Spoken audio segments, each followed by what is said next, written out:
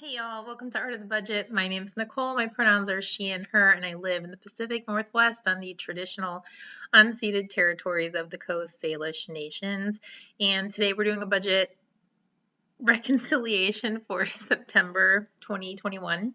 As I mentioned in my budget check-in, it has been an extremely hectic couple of weeks, and this is a little late, but hey, we're wrapping it up. And I always like to remind myself that this is why we did it. The good, the bad, the ugly, checking in.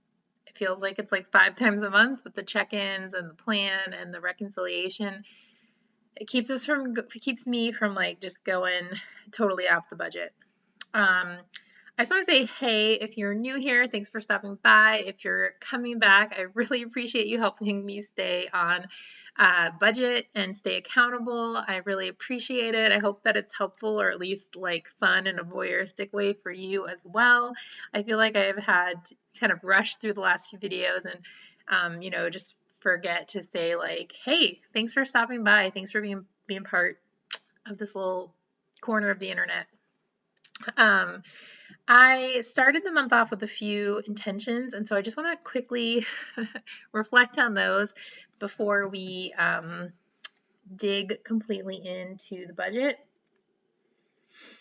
Yeah, okay, so the first one was that I'm going to focus a little more on savings and build up my emergency fund in such a way that I am like planning for the future. And so I started putting a small amount to my emergency fund. I hadn't been adding to it. I'd been adding primarily to sinking funds, which, as I mentioned in like the video at the beginning of the month, could function in a way as like a moving fund, for example, instead of a down payment fund or whatever. But I was just going to start funneling a little extra money towards my main big emergency fund. And I have completely failed at that. I ended up structuring my month in such a way that actually, like the $50 I had planned to send to it, which had been pretty painless the last couple of months, I had to not do that in order to make the month reconcile. So it's going to be a fail on intention number one. However, intention number two, I did say that I would be focusing on building the emergency fund while at the same time living in the present moment, enjoying what my region and like the places and the people that I have access to living here have to offer, so that if an opportunity comes up again, I could potentially feel good about taking it. And I definitely feel like I've done that. I have had, probably coming off of that, whirlwind at the beginning of the month of going to check out a job and seriously considering taking it. Yeah, I've really enjoyed my month. Even going back to school and being super busy, and being not just busy, I should say, but like I'm a studio technician and I have not really had a studio to work in because we haven't been offering a lot of in-person classes, but we're back fully.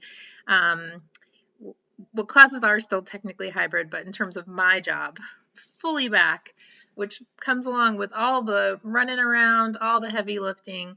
So busy, but also just like physically tired. I've been joking that clay comes in 50-pound boxes, and I've been joking that after COVID or after the pandemic began, 50 pounds weighs more than it used to, aka I'm not as strong as I used to be.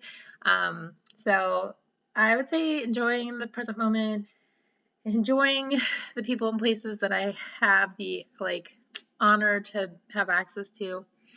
I'm going to call that a win. And then my last intention was recommitting to my small business of ceramic arts. And I'm gonna say I did okay. So just a little bit of information about that. I had some cool wins. One, I made a big full um, dish set with serving dishes and all based on like kind of like playing with this idea of an Italian meal, and that, we haven't been able to get together with our loved ones. And so I kind of like was focusing energy on this big place setting. And for four, that was part of the staff and faculty show this month, and the entire installation sold. And so it was priced at about $1,000 for all the ceramics components, and it sold, which to me feels so wild and so exciting. I was like not expecting that at all. And so that was really cool. Another really cool thing that is happening right now is I'm working on a commission for someone that I met in the business training course, or the small business development course I took in the spring. So I may be doing a collaboration with them. I'm giving them my final samples this week. So that's really cool. There was a moment this month where I thought maybe my fall class would be canceled because the enrollment was a bit lower. It was our first night class. I think I'm going to mention this in a different video. I can't remember. But they decided at the last minute to run it. And I was kind of two minds, because I kind of felt like, well, if my class doesn't run, that is like, money I'm out. But then that gives me back that time to really focus on ending the year with a bang. My last quarter of the business year being great. This is the selling season for ceramic artists, for all artists, for everyone. But my class did run, so I'm really thankful for that, and I'm having a lot of fun with my students. But it is a little harder to focus, so I'm kind of adjusting the way that I do that. Okay, so I'm going to say I did okay in my third intention, and we'll see how I do for the rest of the quarter. I guess we're kind of officially in the fourth quarter now. Well, let's go ahead and get into this budget reconciliation. Okay, so I actually brought in, oh wait, hold up. I always reconcile off camera, but I forgot to change this one thing. So I was budgeting off of $2,900, and I actually brought in $2,977.49. That was a weird way to say that. Hey, this is cool. Okay, so I thought I was over budget by about $20, but it looks like I'm under. I've got $57.16 left to budget. Let's hit the highs and the lows. Okay, so I did, and I've talked about this throughout the month. My sharing my income was a bit higher than intended. I had planned $150 as always, and I spent $201. Well, that's not great in the like month sense. In my yearly sense, I really am trying to boost that up and see if I can get that closer to 10%. So, that's cool. Let's see. Household stuff was pretty regular.